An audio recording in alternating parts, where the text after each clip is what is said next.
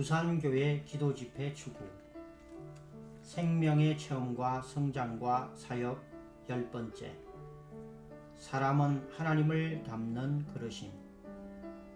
우리의 속사람 역시 그릇이다.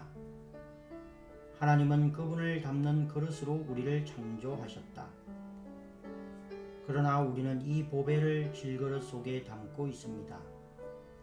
이것은 그 탁월한 능력이 하나님께 속한 것이며 우리에게서 나오는 것이 아니라는 것을 나타내시려는 것입니다. 바울은 고린도 후서 4장 7절에서 우리에게 말한다. 5절과 6절에서 우리는 보배가 그리스도 안에 있는 하나님이심을 안다. 그분은 질그릇인 우리 안으로 그분 자신을 심으셨다. 우리는 이 구절들을 잘 안다. 그러나 우리는 내용인 하나님을 소유한 자들처럼 행하지 않는다. 좀처럼 우리가 하나님을 담는 그릇이라는 사상이 우리의 생각을 가로지르기 어렵다. 그러나 너무나 많은 때에 우리 모두는 올바르고 공손하고 겸손하며 거스르지 않게 처신해야 한다는 생각에 사로잡혀 있다. 날마다 우리는 부모님께 더 순종하지 못한 것과 그부들에게 더 공손하지 못한 것과 형제 자매들에게 더 친절하지 못한 것을 미안하게 여긴다. 우리는 영적인 노선들, 즉 새벽 시간을 위해 일찍 일어나는 것이나 성경을 읽기 위해 더 많은 시간을 소비하는 것에 관하여는 훨씬 더 생각할 것이다. 항상 우리는 그런 생각을 한다. 그러나 우리가 하나님을 담는 그릇이라는 사상에 대하여는 어떠한가? 이러한 생각이 우리에게 일어나는가? 우리가 부모를 순종하고 자매를 사랑할지라도 우리 안에 하나님이 담겨져 있지 않을 수 있다. 그렇다면 우리는 하나님을 떠나 다른 사람들을 기쁘게 하려고 노력하는 빈 상자와 같다. 잘못된 노선 안에 있는 자들은 불신자들만이 아니다. 노선을 벗어난 자들은 다른 그리스도인들만이 아니다. 주님의 회복 안에 있는 우리도 역시 많은 때 노선을 벗어난다.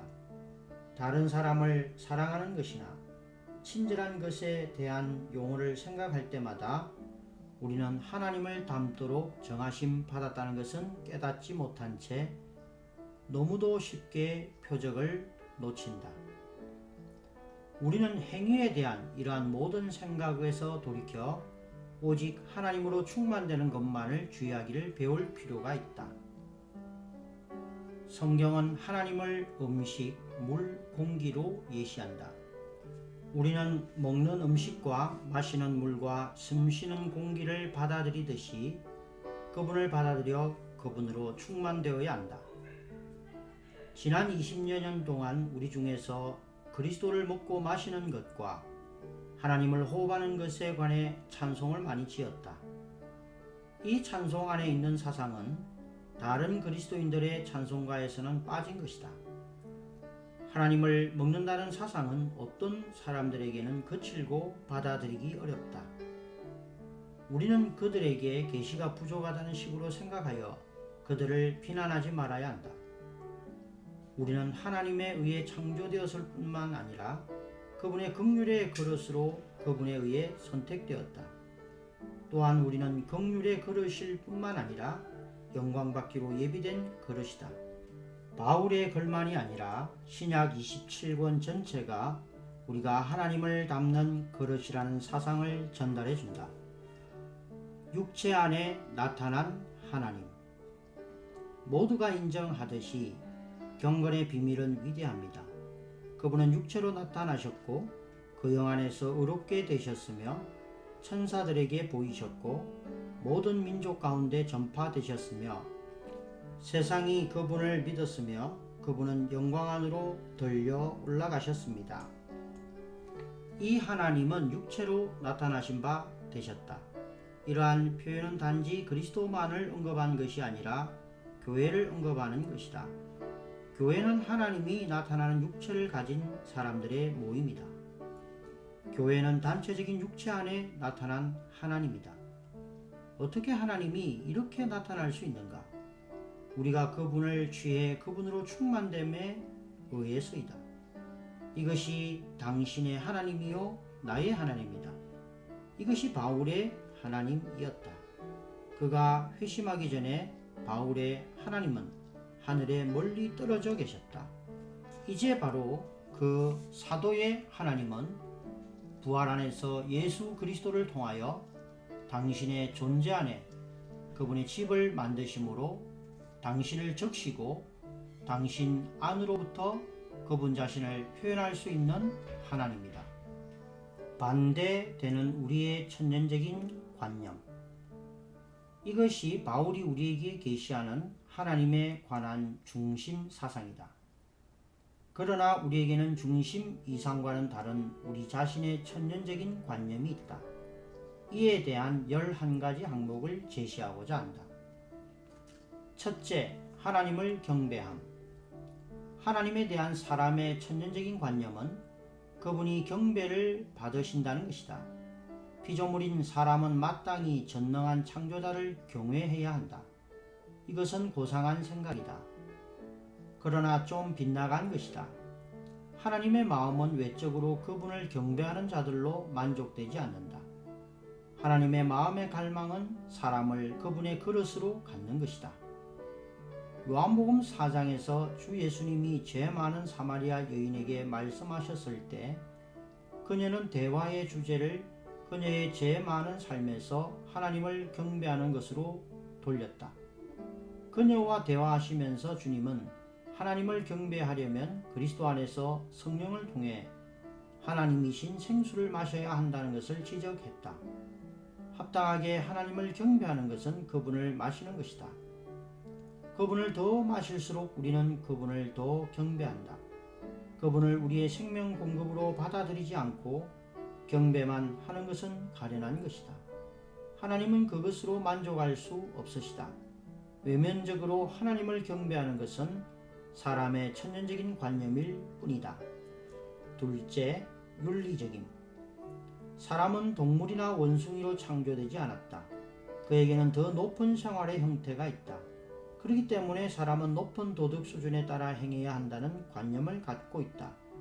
윤리적이고자 하는 이 갈망은 천년적이며 좀 벗어난 것이다. 하나님이 당신에게 원하시는 것은 도덕적으로 처신하는 것이 아니다. 그분의 수준은 당신의 수준보다 훨씬 높다. 그러할지라도 사람에 대한 하나님의 갈망은 윤리적이고자 하는 관념과는 대조되는 것이다. 셋째, 종교적임. 사람은 하나님을 위해 일하기 원한다. 그는 그의 종교적인 의무를 수행하기 원한다. 그러나 그는 하나님을 떠나 하나님을 위해 하려 한다. 사람이 하나님을 위해 하는 것이 그분이 없는 것이라면 그것은 빗나간 것이다. 넷째, 경건함. 당신은 주님의 회복 안에서 우리가 경건의 시간을 갖는 것에 대하여 말하지 않는다는 것을 주목했을지도 모른다. 그 영없이 경건하게 되는 것은 모두 빗나간 것이다. 다섯째, 독실함. 독실하게 되는 것은 하나님을 사랑하고 그분을 두려워하며 하나님의 어떠하심에 따른 어떤 방식으로 처신하려고 노력하는 것이다. 독실하게 되려는 관념은 갈망이 있는 그리스도인들 가운데 매우 강하다. 독일의 경건주의자라 칭하는 무리가 있었다. 그들은 그들의 생활의 모든 방면에서 경건함을 실행하고자 추구했다. 야고보서 1장 27절은 우리 하나님 곧 우리 아버지 앞에서 순수하고 더럽혀지지 않는 경건은 이라고 말한다. 어떤 이들은 이 구절을 인용하여 내가 말하고자 하는 것을 반박하려 할지도 모른다. 경건하고 독실한 양식으로 행해야 한다는 이 관념이 얼마나 깊이 박혀 있는지. 그러나 그 영없이 독실하게 되는 것 역시 하나님의 경륜의 중심 노선에서 벗어난 것이다. 여섯째, 거룩함. 종파는 이러한 관념으로 둘러싸여 형성되어 왔다.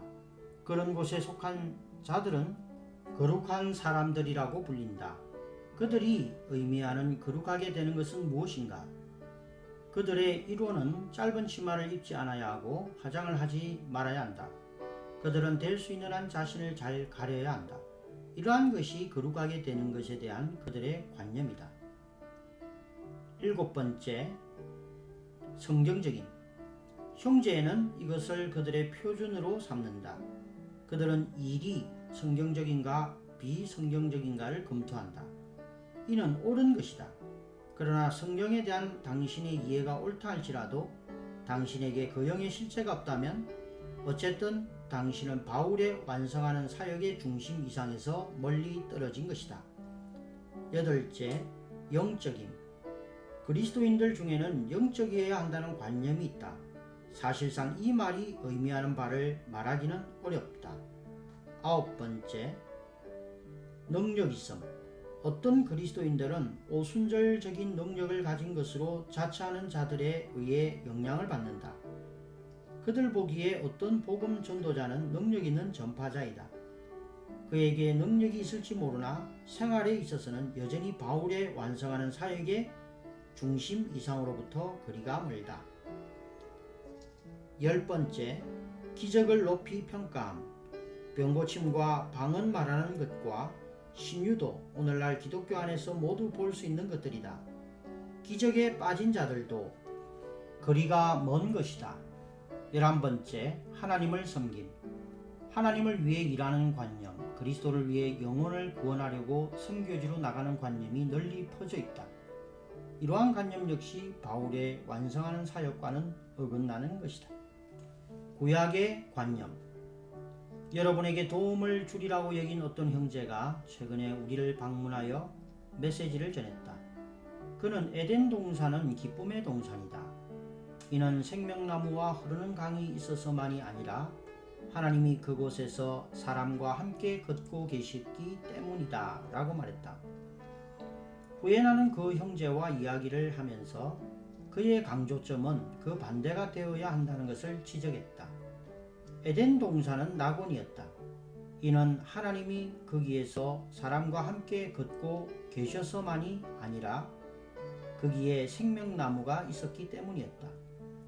그 생명나무는 어느 날 하나님이 사람의 생명이 되기 위해 사람 안으로 들어오시리라는 것을 가리킨다.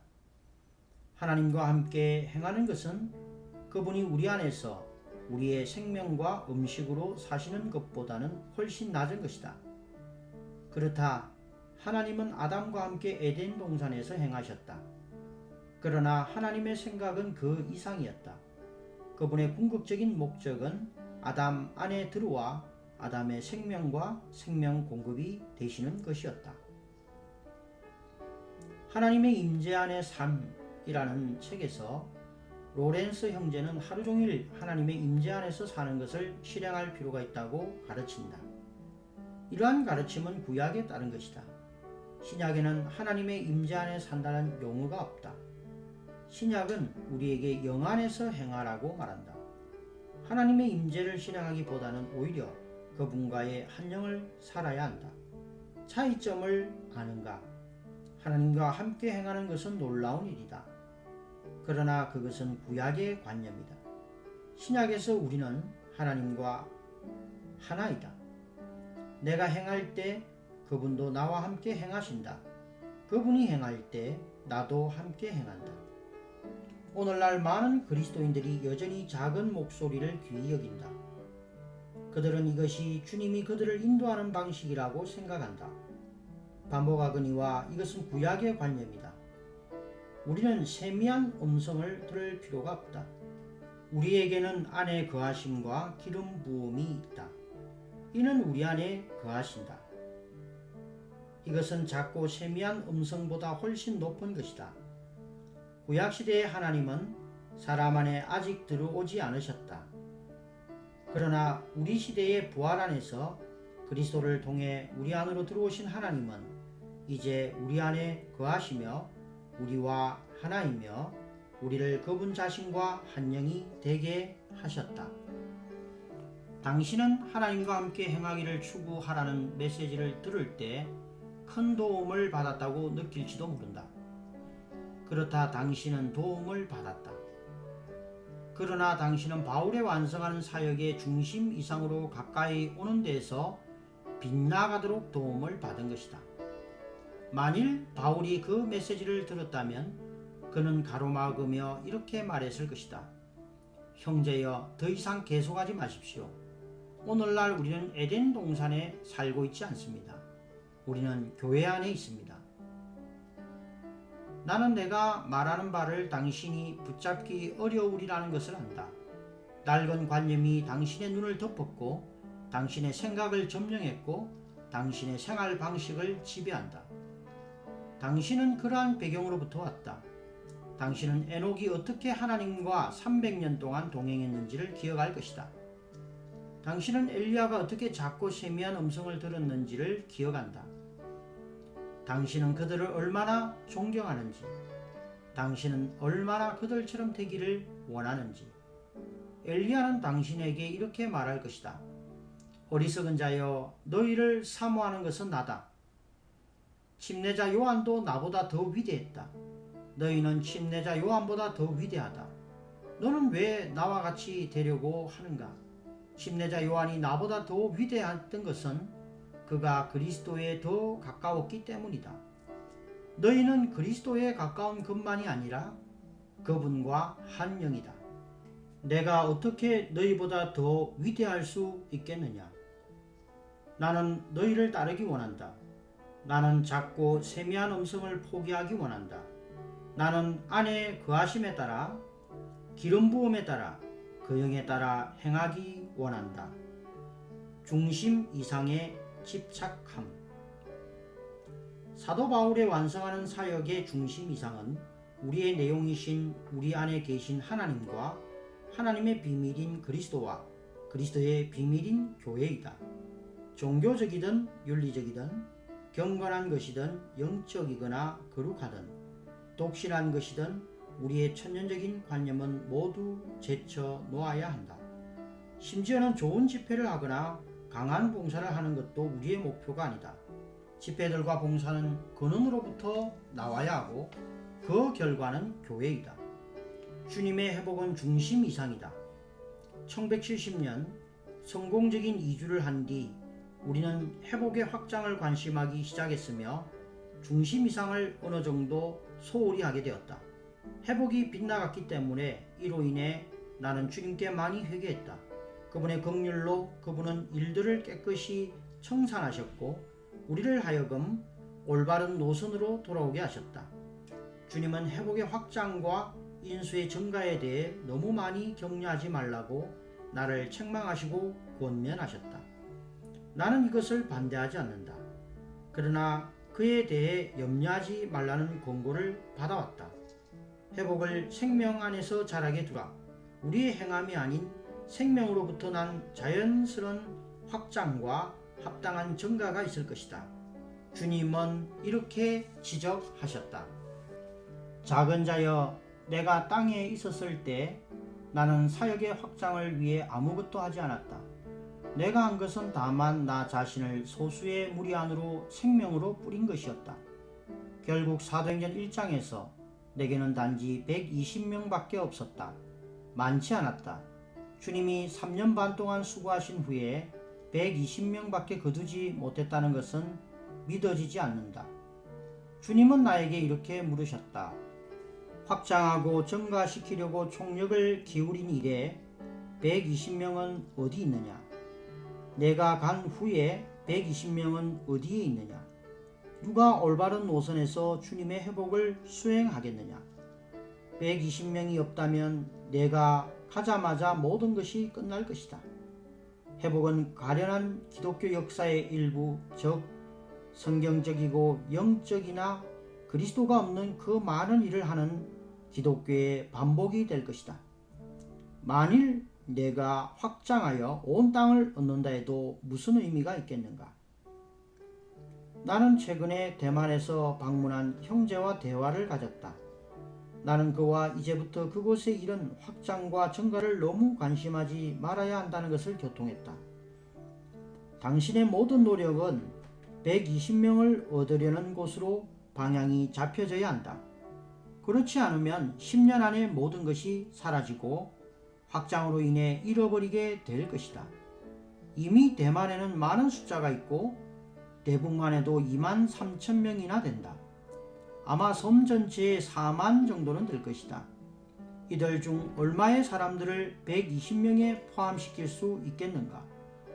만일 우리가 이것을 주의하지 않는다면 우리의 일은 하나님의 경륜의 중심 노선에 관해서는 공허한 것이 될 것이다.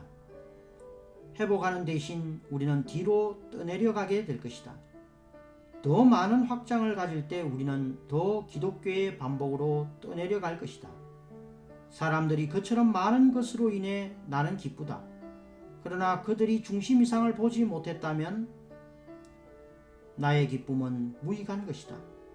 우리에게는 주님 내가 여기 있습니다.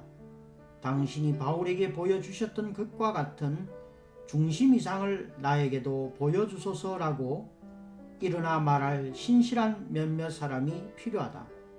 나는 여러분 젊은이들, 특히 20대의 청년들이 이렇게 하기를 바란다. 그럴 때 10년 후 당신은 주님의 회복에 유용하게 될 것이다.